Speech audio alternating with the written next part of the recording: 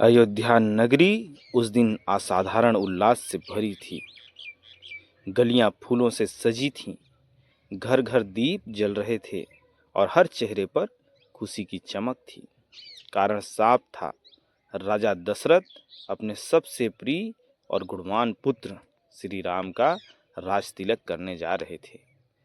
प्रजा राम को केवल राजा नहीं बल्कि अपना पुत्र, मित्र और रक्षक मानती थी। सबको विश्वास था कि राम के राज्याभिषेक से अयोध्या स्वर्ण युग में प्रवेश करेगी। राजा दशरथ भी अत्यंत प्रसन्न थे। वर्षों की तपस्या के बाद मिले इस पुत्र को वे अपनी आंखों से दूर नहीं करना चाहते थे। राम में उन्हें आदर्श पुत्र, आदर्श राजा और आदर्श मनुष्य दिखाई देता था। राज तिलक की तैयारियां जोरों पर थीं, परंतु नियति ने कुछ और ही तय कर रखा था। इसी बीच रानी केकई, जो कभी राम से अत्यंत प्रेम करती थी, मंथरा के कुटिल वचनों में आकर अपने मन में भय और ईर्ष्या भर बैठी। मंथरा ने उन्हें समझाया कि यदि राम राजा बने तो भरत का भविष्य अंधकारमय हो जाएगा।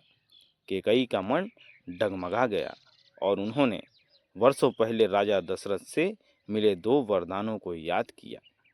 केकई ने राजा दशरथ से उन वरदानों की मांग कर ली। पहला, भरत को अयोध्या का राजा बनाया जाए और दूसरा, राम को 14 वर्षों का वनवास दिया जाए। यह सुनकर राजा दशरथ के पैरों तले जमीन खिसक गई। वे कांप उठे, उनका कंठ भर आया और आंखों में आंसू बहने लगे। वे बार बार केकई से विनती करते रहे, परंतु वह अपने निर्णय पर अडिग रही। अंततः विवश होकर राजा दशरथ ने श्री राम को बुलाया। जब राम सभा में पहुंचे तो उनके मुख पर वही शांत मुस्कान थी। राजा दशरथ कुछ बोल नहीं पा रहे थे। तब केकई ने स्वयं राम को वनवास और भरत के राज्याभिषेक की बात बता दी। सभा में सन्नाटा छा गया। लक्ष्मण क्रोध से कांप उठे। वे बोले, भैया, यह अन्याय है। आप राजा बनिए, मैं किसी को यह पाप नहीं करने दूंगा। पर श्री राम का मुख शांत था। उनके चेहरे पर न क्रोध था न शोक। उन्होंने विनम्र स्वर में कहा, पिता की आज्ञा मेरे लिए सर्वोपरि है। यदि वनवास में पिता का वचन पूरा होता है तो यह मेरे लिए सौभाग्य की बात है। यह सुनकर सभा में उपस्थित सभी लोग स्तब्ध रह गए।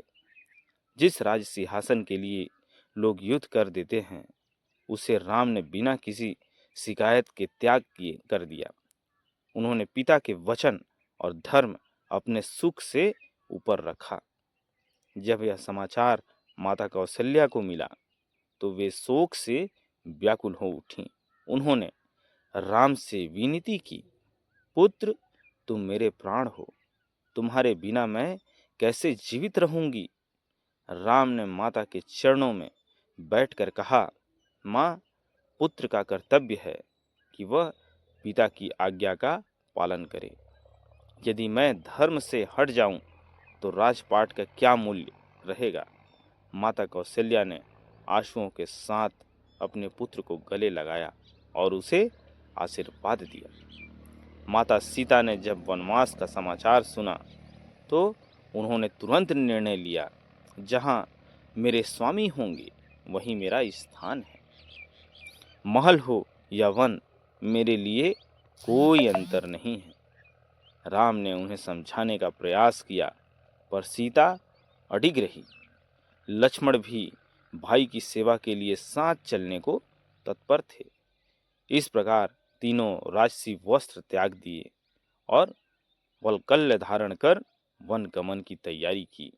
जब राम, सीता और लक्ष्मण अयोध्या से निकले तो पूरा नगर रो पड़ा। प्रजा उनके पीछे पीछे चल पड़ी।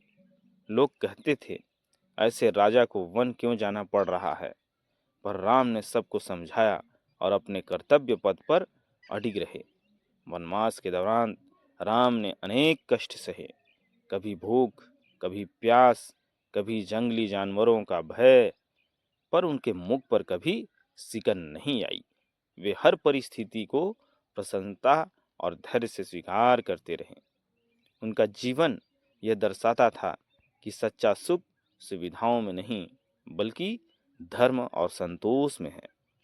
वन में रहते हुए भी राम ने कभी अपने भाग्य को कोसा नहीं।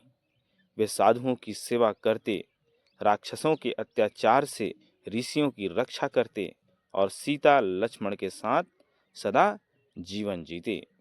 उनका प्रत्येक कर्म यह सिखाता था कि कठिन परिस्थितियां मनुष्य की महानता को और निखार देती हैं।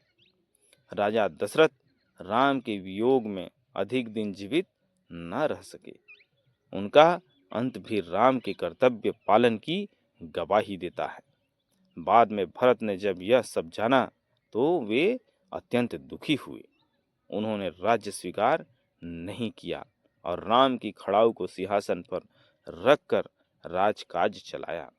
14 वर्षों के वनवास के बाद जब राम अयोध्या लौटे तो वही नगर जो कभी शोक में डूबा था दीपों से जगमगा उठा।